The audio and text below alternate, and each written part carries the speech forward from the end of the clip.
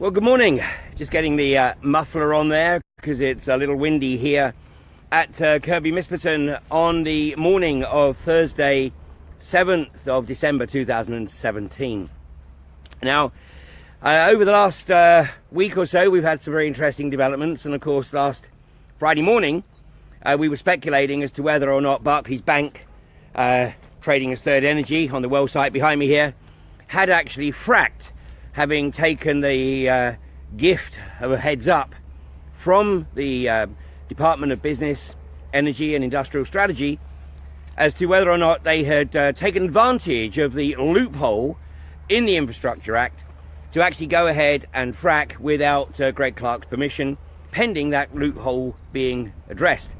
Well, what we understand is that Greg Clark has now found the opportunity to cover his proverbial butt. And, we speculated that Greg Clark, being a very young, relatively, 50 years of age, ambitious politician, with his eyes set on one day succeeding Theresa May and perhaps even entering number 10, saw this as the political grenade that it truly is, and was desperately trying to find a way to actually get out of being the signatory to sign this thing off. And what it appears that has now occurred is that he's effectively dodged this bullet and passed the buck to the Office of Oil and Gas. So this is the Oil and Gas Authority, basically, the OGA. And there's a nameless individual. Greg Clark, of course, is very clearly an identifiable individual as the Minister of State. But, few people know who is actually going to put their signature to it in the Oil and Gas Authority. Now, the Oil and Gas Authority obviously reports into Greg Clark, but of course there is the distance there, the plausible deniability. And whilst it seems that the Oil and Gas Authority have to take into account the views of the Secretary of State, I mean, we know how that's going to go. He said, well, officially my line, of course, is that, I'm going to rely on you guys to give me the due counsel and then get them to sign it off. And so if anything does go wrong, he's going to say, well, I just took the advice and guidance from the Oil and Gas Authority. So are we surprised? Of course not. Because have we really got any politicians? Well, I think we can name a few. Perhaps Dennis Skinner in Bolsover. And, I'm sure there's one or two others, although the names don't exactly roll off the tip of my tongue. But I'm sure there are a few politicians who do the best they possibly can to maintain absolute integrity. But, of course, once they get into high office, they are very quickly compromised. And they have to demonstrate their flexibility and their ability to effectively sell their soul. And, of course, once you've sold it once, then after that, basically, it's pretty easy stuff, isn't it? So what we have now is supposedly some of the loopholes closed in the Infrastructure Act. So now wells drilled before 2016, such as this one here, which was drilled in 2013, are covered. And here it was only the first stage that exceeded the 1,000 cubic meters, the political definition of the amount of fluids necessary for it to be classified as a frack. But that has now been addressed. So the one thing that's still outstanding, of course, is the attempts to do what is euphemistically known as a mini frack, i.e. a frack where each stage is less than 1,000 cubic meters, which is 220 odd thousand gallons, and or the total project is more than 10,000 cubic meters, i.e. 2.2 million gallons. So obviously we have a political class that is beholden to the oil and gas industry, and they are desperately trying to find ways to undermine prevailing legislation, just like INEOS are, of course, in the North Midlands, in North Derbyshire, South Yorkshire, where they have served notice that they want to bypass all local authorities and go straight to the Secretary of State. Meanwhile, of course, they're threatening to sue the National Trust for not permitting them to conduct seismic testing on their property. So it's all still down to Greg Clark. I mean, let's not let him off the hook. The bottom line, Greg, is if the Oil and Gas Authority sign this off and you effectively sanction that, it's still on your head.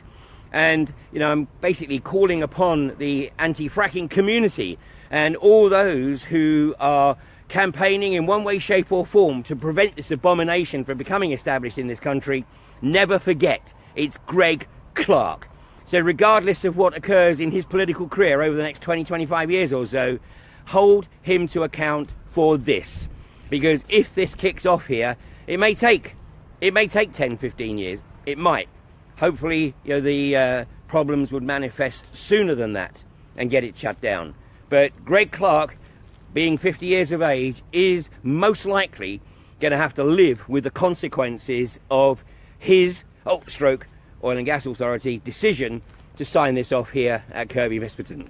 And of course, let's not forget, it's Barclays Bank. And the Tagger Barclays campaign, continues through the month and into the new year. And as the footfall in town centres, of course, is at very high levels over the next few weekends, it's a great opportunity to go down to your local Barclays Bank and spread the word to the customers and to the staff that they are working for a bank that is driving this unconventional gas industry in the UK right now. They are on point. And so, we call upon Barclays Bank to pull the plug.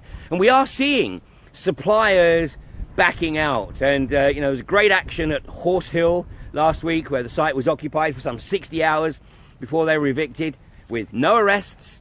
But then there was an action at Leith Hill where a vehicle was trying to deliver a porta cabin. It's believed without the necessary permission from the local authority and certainly without the traffic management plan being approved. But there was a lock on there preventing it from entering the site.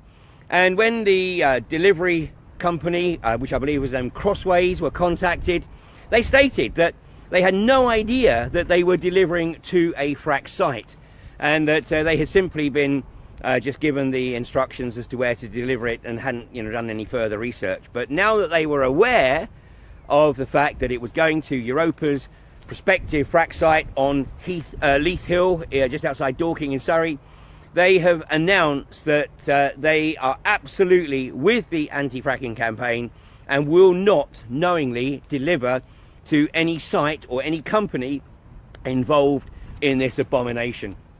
And this is another way in which obviously the campaign is proving to be very successful. The number of suppliers that are pulling out because they are realizing what they're associated with is increasing almost daily.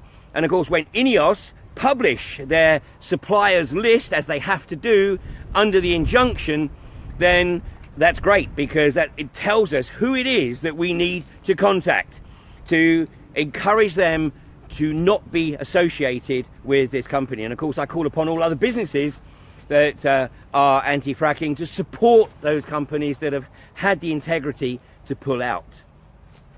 Now, yesterday I talked about the evidence from 2012. In fact, articles that were published 1 month before the moratorium was lifted in this country, almost exactly 5 years ago in December 2012, which effectively proved that there was an awareness of the impact on livestock. And we talked about the experience of farmers in North Dakota over the Bakken Shale play who had terrible losses amongst their cattle, and in fact no longer ate it, no longer sold it to family or friends, but it was still being used in the food chain as animal feed. So we still have contaminated product coming into the food chain. Now today, another area that I want to look at is that of stillbirths. And I have made this observation to somebody who is closely associated with the oil and gas industry at a social event I was at last May. Now, admittedly, she'd had a glass of wine or two, but she said, "Oh, I hear you're the anti-fracker." And I said, "Well, has been said that I'm against this industry." And she said, "Well," she said, "I've seen some of the things that you've been posting, and all I can say is stay with the contamination of the soil, because that'll get people's attention. But when you start talking about stillbirths and prenatal deaths, then, well, actually you're losing it, because that's just rampant conspiracy." Well, this is yet another incident of cognitive dissonance.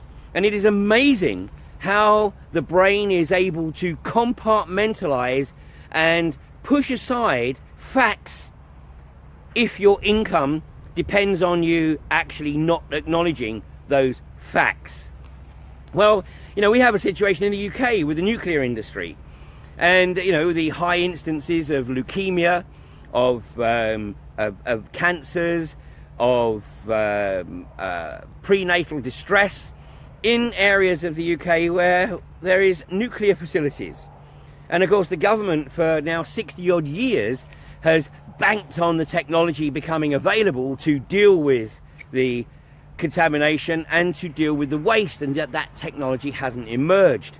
And up until 1983, of course, a lot of nuclear waste was dumped at sea, and some of it, or a lot of it, in the Herd Deep, a trench just to the north of the Channel Island of Alderney, where there are almost no children because the families have realized that the high levels of leukemia on the island are attributable to the toxic nuclear waste that was dumped some 40 odd years ago, 30, 40 years ago, in the Herd Deep just to the north of the island. And in the Sellafield area, you simply get compliant NGOs like Public Health England to say, no, there's nothing to see here, no, cancer levels are just the average. Really? Well, of course, that's what they potentially are trying to create with this network of boreholes right across the country, so they can bury this toxic waste, spread it out, and then of course there won't be any clusters because the whole of the north of England will be impacted. But the information, the awareness of the unconventional gas industry's impact on pregnant women and on the unborn child and on the newly born child was flagged up certainly as early as 2013. And I can trace what I think is the sort of original case that was flagged up to Vernal in Utah. Now, Vernal's a community that I visited a couple of times when I was working in the oil and gas industry in the United States with Schlumberger. And Vernal, Utah is in just a beautiful part of the States, and the red canyons in that area are truly stunning. Well, back in 2013, one of the midwives there, who had been working in the community for some 30 odd years and had never had a stillbirth. And then in 2013, she had her first stillbirth. And then as she started to speak with her colleagues, she realized that the number of stillbirths in the area was increasing exponentially. So whereas the registered number of stillbirths in Vernal, Utah and the surrounding areas was the national average in the US up until about 2011, today it's more than 15 times higher than the national average. And the midwives got together and to try to discern what had changed in the area. And of course what they came down to was the phenomenal rise of the unconventional gas industry in the area, with some 11,000 wells being drilled in a relatively short time. And the population of Vernal, Utah is about 10,000, but in that area has a population of about 30 odd thousand, and 11,000 wells in an area that has a population of 30,000, and it's not an enormous area, and inevitably there is going to be some knock-on effect. And there have been studies now. There have indeed been studies, and I implore you, that I will put some links under this video, but implore you to search fracking and stillbirths. And you'll find the original articles from Vernal, Utah.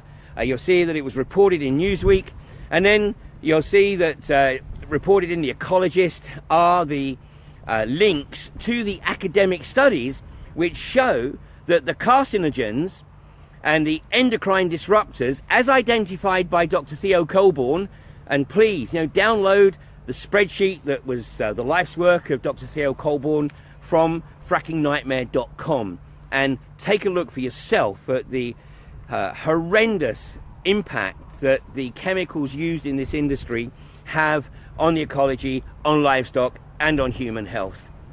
So not only is the effect on the unborn child leading to stillbirths, but the chemicals that are measurable in the atmosphere have also been linked to a phenomenal drop in male sperm count. So, conspiracy theory? Well, yes, of course it is, if you don't want to look at the information. If you simply want to regurgitate the government and the industry narrative, which you will never hear include the request for people to do their own research. And this is absolutely crucial. Now, I wish this morning I was actually talking about, dolphins being stillborn, because if I was talking about dolphins, then no doubt this video would go viral. But I'm just talking about humans. So, we can deal with that. That just happens. Sad, isn't it? It's really sad as to what triggers a reaction. And, this information has been shared with these communities that are in the sacrifice zones, but it's still not enough to actually get them motivated to actually do what needs to be done to prevent this industry from establishing a footprint.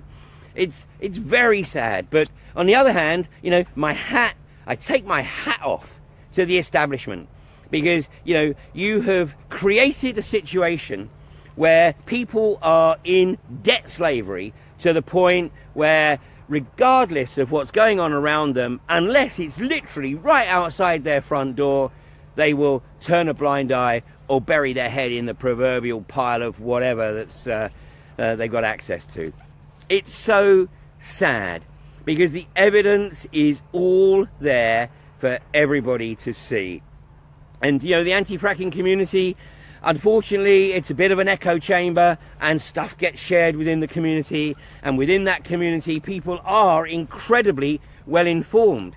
The challenge, of course, is to get this information out into the wider community. And you might occasionally see some of the stuff that I and others talk about in the mainstream media, but the mainstream media there is serving a purpose. Of course, it's creating a narrative, and the punchline in any article that appears in the British press would be, but in the UK this won't be a problem because we have robust regulatory control, gold standard regulation. Well, if you say it often enough, then it just becomes a mantra. The fact that it's complete lies, it's not even obfuscation, because as I said a few days ago, we now have the Environment Agency starting to become very clear about what they're not responsible for. And I can tell you one thing that the Oil and Gas Authority is not responsible for. It's not responsible for protecting the ecology of this country. It's not responsible for ensuring good human health. It's not responsible for preventing stillbirths. It's not responsible for low sperm count. All it's responsible for is energy security. And Greg Clark will simply take their nod and then put his signature on the document. And I think what we can see is that he is maneuvering to do precisely that. We often hear the phrase energy security bandied about. Now, I'm not going to get into that. I've discussed that many times previously. Despite the fact that, that's really a crock. What we should really be talking about is food security. Because this country already imports around 50% of its food requirements.